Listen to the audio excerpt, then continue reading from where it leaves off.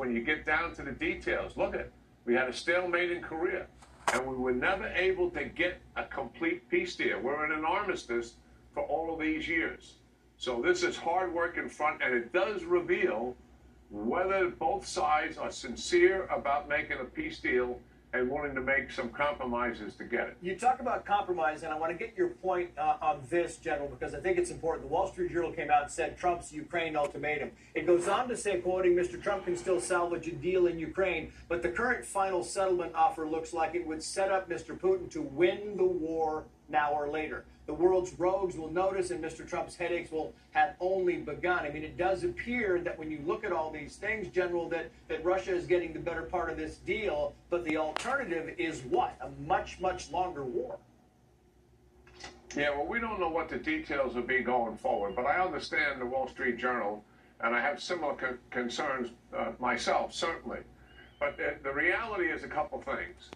The Ukrainians are going to have some security guarantees going forward, and that means the Europeans are willing to put a coalition of 20 nations that have agreed to put some forces in Ukraine to do peace enforcement if there is a ceasefire and a deal.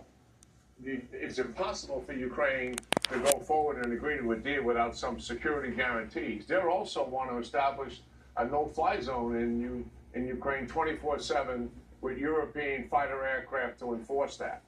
Putin, looking at that, likely will say no to that. Because where Putin is, he wants concessions that make it easier for him to collapse Ukraine eventually and take the country over. He has never given up the aspiration to do that. The fact that that is really where he is tells you that these negotiations are going to be very tough on Russia's side, because he wants Ukraine to be in a vulnerable position, so at some point at a later date, likely when President Trump leaves office, he would be able to, having rearmed and re-equipped for a number of years, and conduct a much larger invasion of Ukraine. That's the path he is on. Yep. Whether we can get him off that path and make some concessions, we're going to find out. In fact, the president was asked about concessions, asked what Russia has offered, and he said this.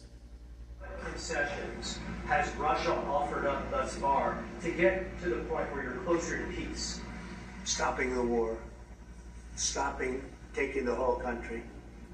Pretty big concession. It's a pretty big concession. I've got only a few seconds left for you, General, but that's the whole thing. It doesn't seem like Russia's throwing a lot into the pot here. No, I mean, they're still attacking, obviously.